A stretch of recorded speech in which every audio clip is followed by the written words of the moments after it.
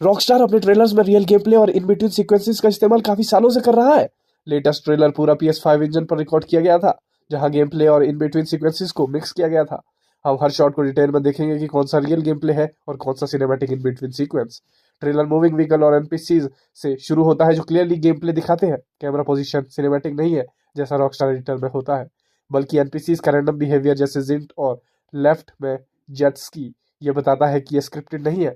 Jason का Brian के रूप पर होना क्लियरली एक इन बिटवीन सीक्वेंस है। एनिमेशन बहुत कॉम्प्लेक्स है, जिसमें कचरे के कंटेनर से एक वॉस्प बाहर निकलता है और डिटेल्ड फेशियल एक्सप्रेशंस है। नॉर्मल गेम प्ले में ये इतना इजी होता। सीक्वेंस के जस्ट बाद हम जेसन को कंट्रोल पर स्विच करते हैं और ज्यादा गेम प्ले देखते हैं। स्क्रीमिंग नेबर पर रैंडम एनपीसीज का रिएक्शन दिखता है और ये पहले जो ज्यादा ऑर्गेनिक लगता था, और ये ट्रांजिशन GTA 5 और रेड डेड रिडेम्पशन 2 के जैसा ही है। ड्राइविंग सीन में जेसन के हाथ स्टीयरिंग व्हील से परफेक्टली सिंक्रोनाइज नहीं है, ये दिखाने के लिए कि प्लेयर के पास कंट्रोल है, ना कि ये स्क्रिप्टेड इन बिटवीन सीक्वेंस है। एक छोटा सा कैमरा मूवमेंट भी गेम प्ले को पॉइंट करता है, भले ही ये सिनेमैटिक लगे। हम ये भी देखते हैं कि जेसन एक बंदे को बैरल के ऊपर मारता है जब बहुत रियलिस्टिक रिएक्ट करता है। ये या तो मोशन कैप्चर सीक्वेंस हो सकती है या एडवांस गेम प्ले, जहाँ सिनेमैटिक और प्लेएबल मूवमेंट के बीच की लाइन ब्लर हो जाती है। ये सीन अभी नहीं पता है, लेकिन ये गेम प्ले हो सकता है। लेकिन हम 100% श्योर है कि बॉक्स खोलने वाला शॉट गेम प्ले लगता है। एनिमेशन प्लेयर द्वारा ट्रिगर किए जाते हैं, GTA 5 और रेड डेड रिडेम्पशन 2 में हाई सीक्वेंसेस की तरह। कुछ शॉट्स क्लियरली ईगो पास बिल्ड का इस्तेमाल करते हैं, जिसमें कैमरा कंट्रोल रियल लाइफ में मैनिपुलेट किया गया था। लास्ट कैमरा ड्राइव से लगता है कि ये मिनी गेम्स या मिशन ट्रांजिशन, कुछ रनिंग और स्क्वैल्चिंग एनिमेशंस स्मीयर्ड गेम प्ले में स्टैंडर्ड है। अल्ट्रा रियलिस्टिक फ्लूइड डायनेमिक और मॉडल्स की बात की तस्दीक करते हैं कि ये रियल टाइम इंटरेक्शन है, प्री डिजाइन सीन नहीं।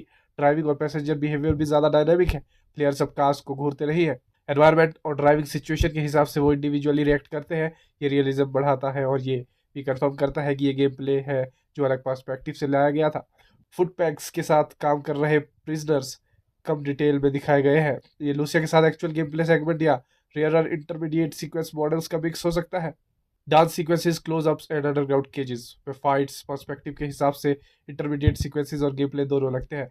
कुछ repeated animation images game play की थोड़ी इम्परफेक्शंस दिखाते हैं। ग्रेनेड लॉन्चर जो अब ठीक सामने दिखते हैं वो पूरे गेम प्ले है।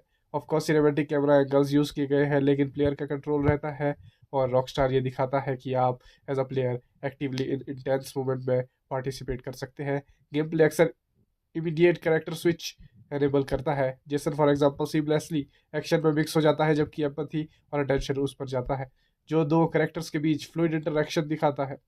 कई dynamic cinematic cameras angle Rockstar editor से क्रिएट किए गए थे, जिसे हम भी यूज कर सकते हैं। जेसन और लूसिया के फेशियल एक्सप्रेशन अक्सर इंटरमीडिएट सीक्वेंसेस की तरह इशारा करते हैं।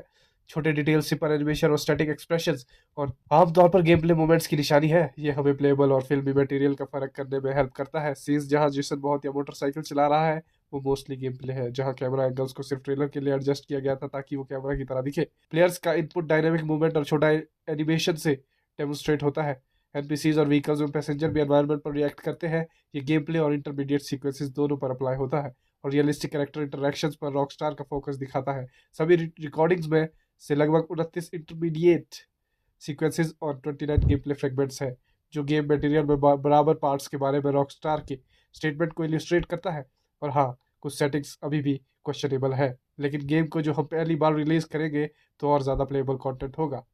और फाइनली नवंबर में टेक-2 इंटरैक्टिव की फाइनेंशियल रिपोर्ट के लिए स्टे ट्यून्ड।